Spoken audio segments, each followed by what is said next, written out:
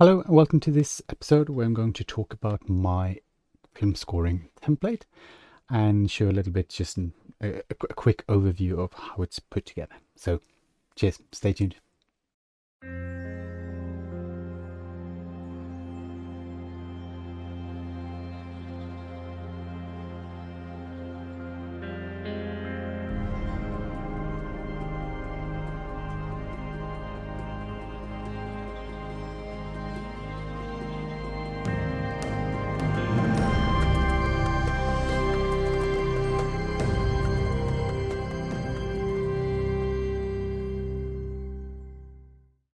This is the basic overview.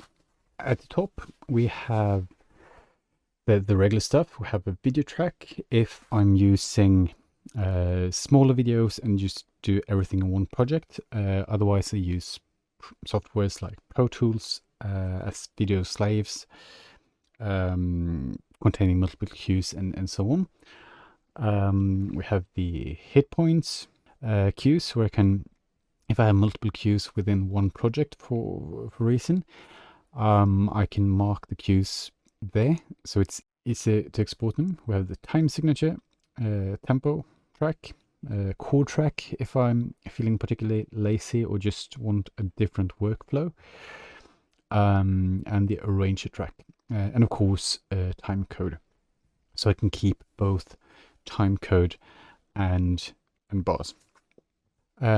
On top of that we have pink noise, just switched off for most time, but it's easy to get access to if I want to do some referencing or check the monitors or whatever.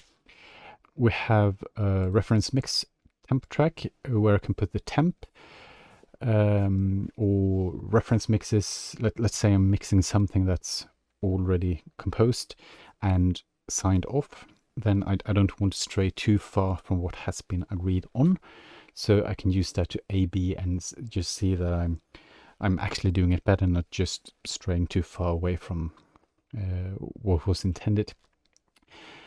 And above that, again, I have a ref track with a lot of mixes that I like, so I can A/B my mix to industry standard. And I've just added a couple of different things here that I'm just fond of listening to. So I've also made a button here on my touch controller, which will be a different episode where I can switch between the different tracks that are available there.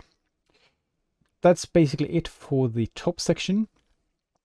For the bottom section, I have kind of 4 categories going on. I have a composing folder. I have a recording session folder where I put recording, tracking, striping, that kind of stuff.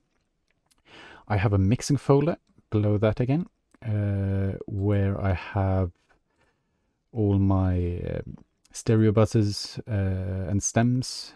In each folder here, I have one setup for my VST mockups. I have one setup for the recorder stuff, and one for what is being the stems that are being exported, and the FX channels, of course, with the multiple instances of reverbs and so on, and of course the input-output channels, where I already set up 5.1 surround, quadro output, and a stereo output.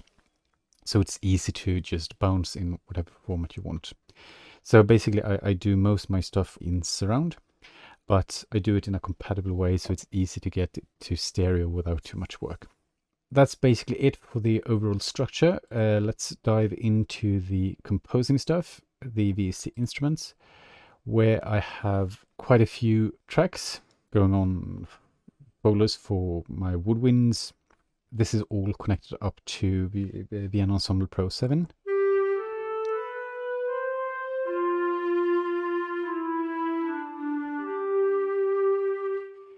And of course with labels here. There we are, where I've programmed expression maps for each instrument that requires it.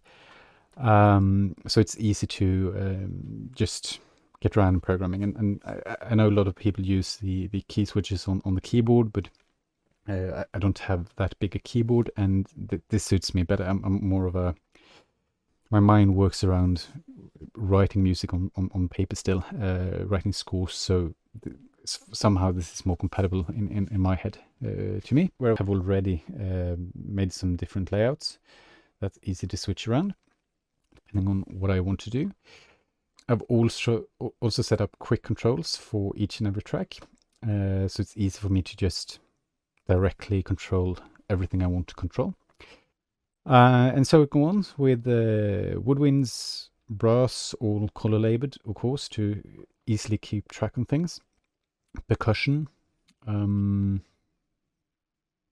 pianos, organs, choirs, strings, pads, synths, sound design, miscellaneous ethnic guitars, basses, drones, drums, and so on. So that's basically it for the composing part. Next up is the 3 mixes that I've set up. The first one is the most encompassing one. It's the track mixer, where all the individual tracks are represented. What I've done here is that every single track on this template has been gain staged. I've done a little pre-mix with EQ and stuff. And this is of course not done. It's not mixed because of course that depends on the setting and the use and so on.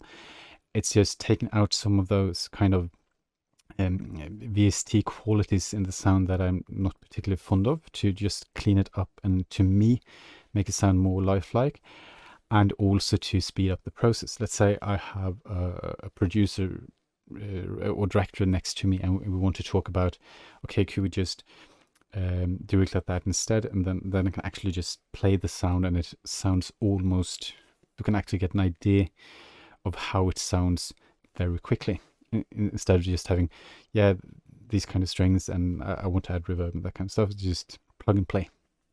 Yeah, I love plug and play. So basically that's it. Normal setting. I have sends to my reverbs, which we'll come back to soon. Going to the second mixer, which is the VCA mixer. All the tracks go into subgroups, but the VCA mixer is set up so it can enable me to make changes within the subgroup, but on a larger scale. So for instance, the subgroup for woodwinds is woodwinds, but within the woodwinds I can use the VCA faders to control all the flutes, all the oboes, all the clans, all the bassoons and so on. Not much more complex than that. So close that down again, and we have the final mixer, which is the kind of mastering exporting mixer, where we have the mockups, the recordings, and the exporting tracks, as well as the effects and the outputs. So basically what I've done here is I've added my kind of favorite plugins with favorite settings. That usually is my starting point. Of course, again, depends on the context, depends on the setting and the medium that I'm composing for. But kind of the settings that I usually end up using are here, with the plugins that I think just complements the sound. They're all inactivated, so they don't take up any processing power.